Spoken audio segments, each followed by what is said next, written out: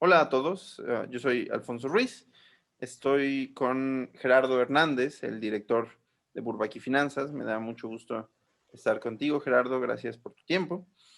El día de hoy, Gerardo nos quería contar sobre un tema que a mí me parece bastante interesante. Son métodos empíricos, cómo los utiliza él, un poco de la historia, de dónde viene. Y pues muchas gracias, Gerardo, por tu tiempo. Al contrario, Alfonso, muchas gracias a ti.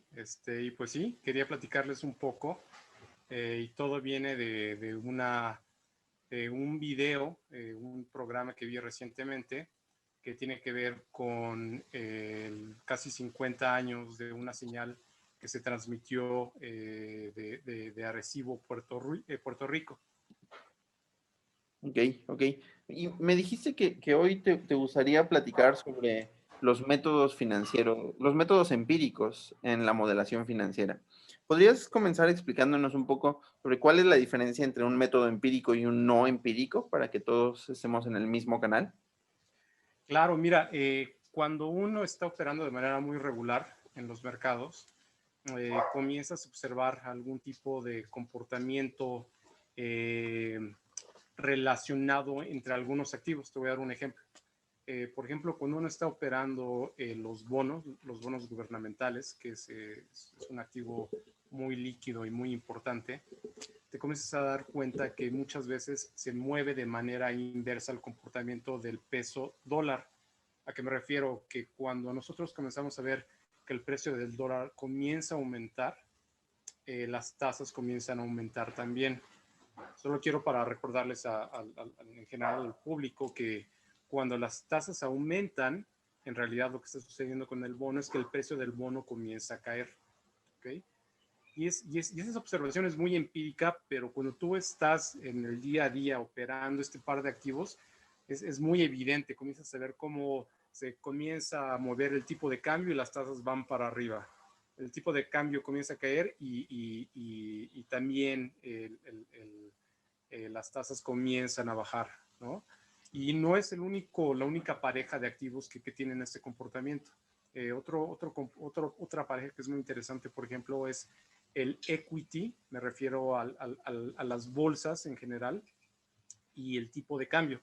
Por ejemplo, cuando nosotros observamos que la bolsa americana, por darles un ejemplo, el índice del S&P comienza a aumentar, o sea, comienza a incrementar en valor, típicamente nosotros notamos que nuestra moneda comienza a apreciarse contra el dólar.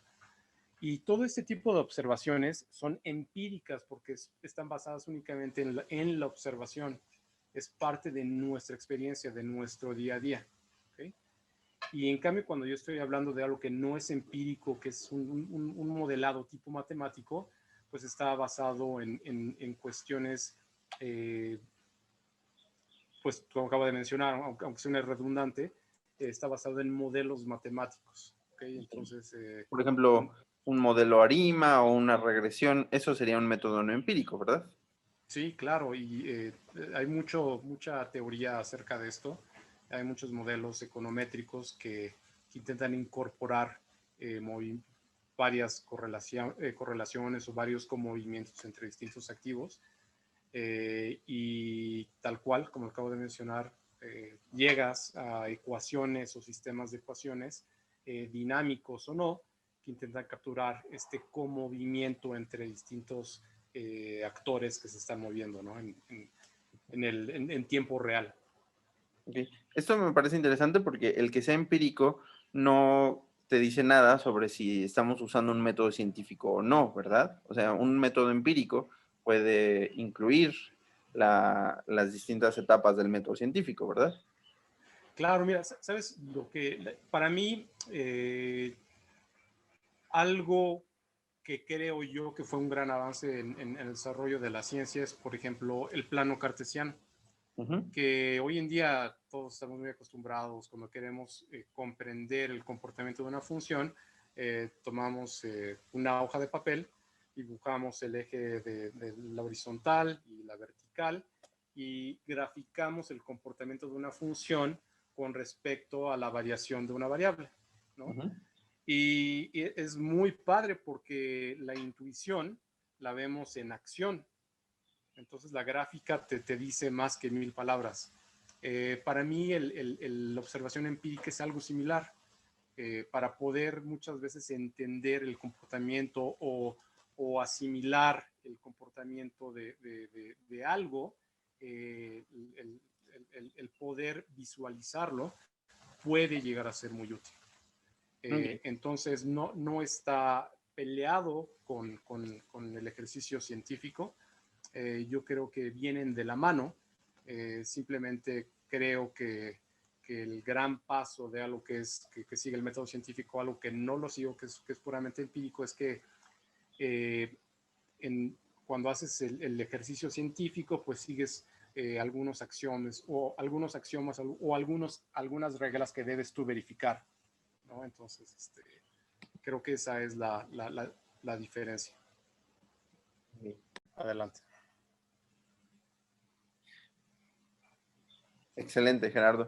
Recuerdo que la primera vez que me contaste esto tenía algo que ver con cómo transmitiríamos un mensaje a los extraterrestres, pero también viceversa, ¿no? Si el ejercicio que yo me puse a pensar es qué pasa si los extraterrestres conocieran el precio de un activo y nos los quisieran transmitir utilizando los precios anteriores.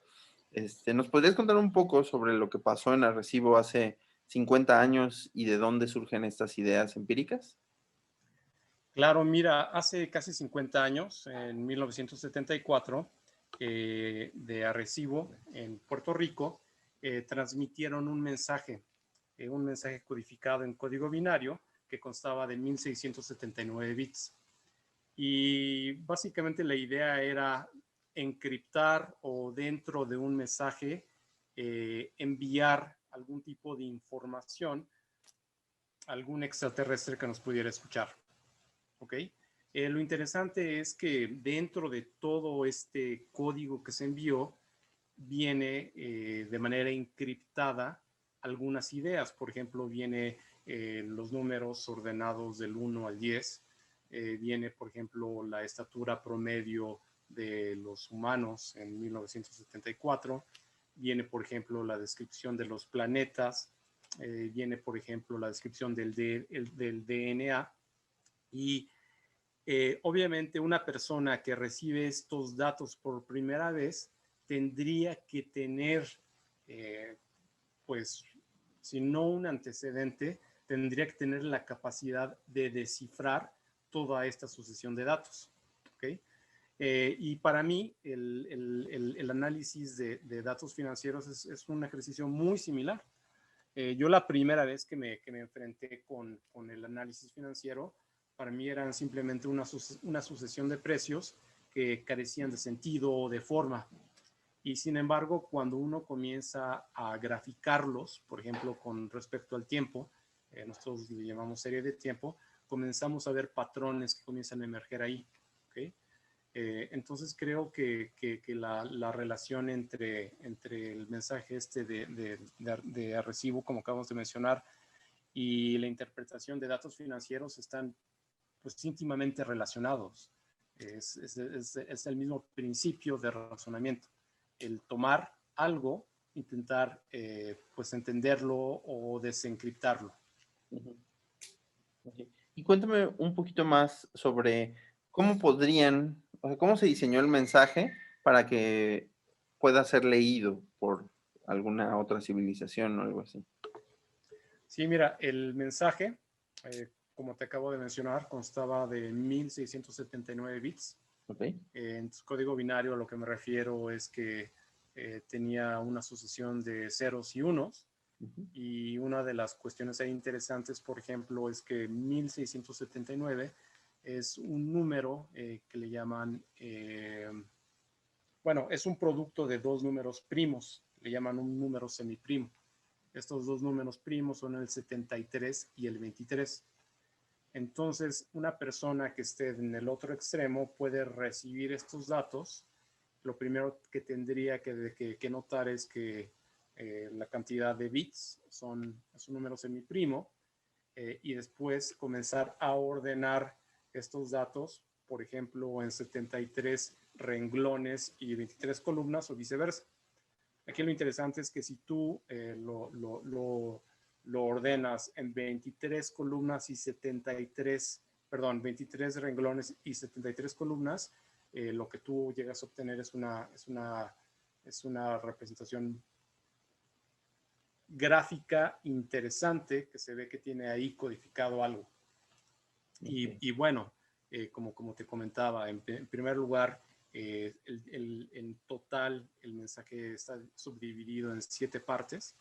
La primera tiene que ver con, como te acabo de mencionar, los números del 1 al 10.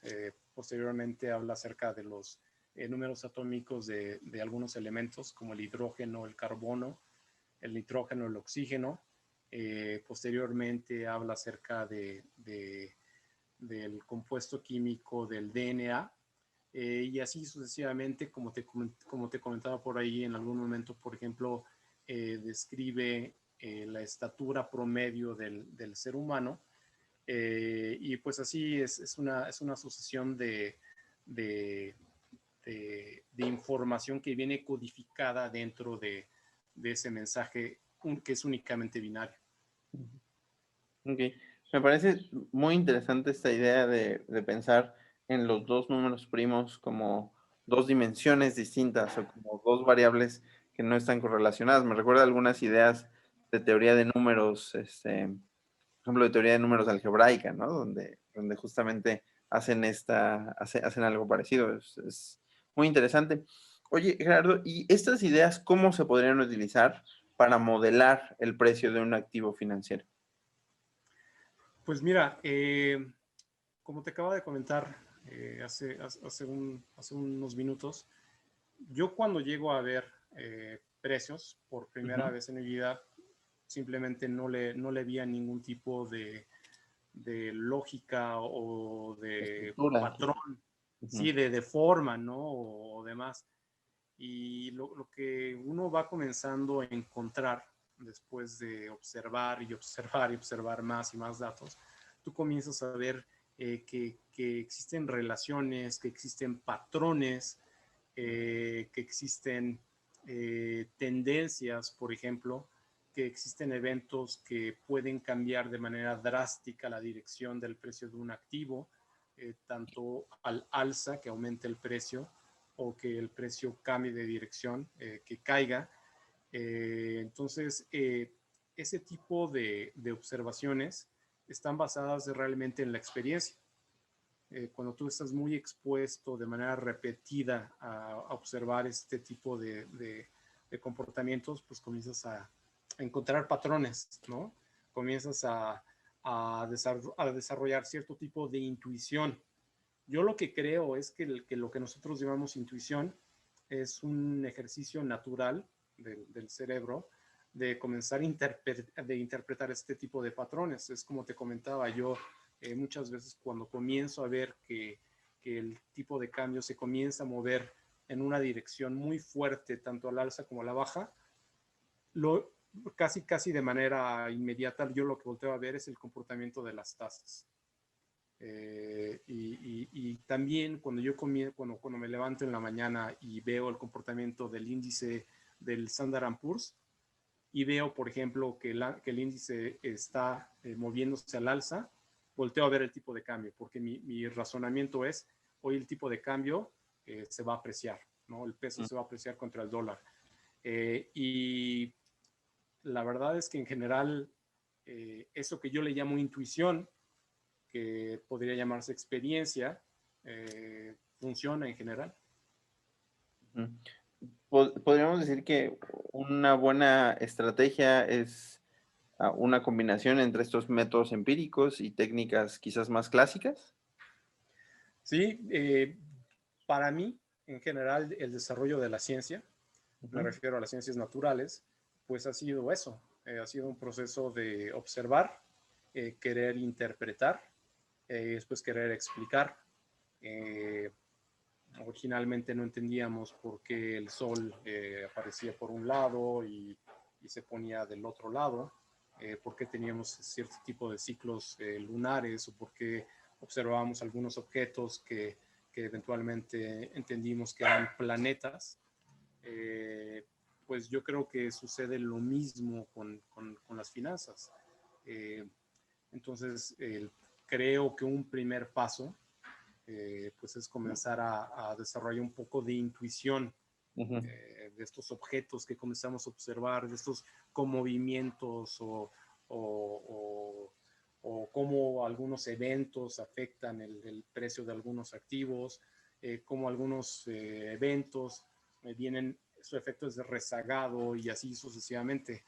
Y después te das cuenta, una vez que entiendes esa parte empírica, que la matemática, que aquello que acabas de mencionar anteriormente, las series de tiempo, que el entender lo que es evaluar un derivado financiero, son herramientas muy poderosas. Es cuando realmente aprecias el poder conjuntar experiencia con técnica, con Claro. parte científica.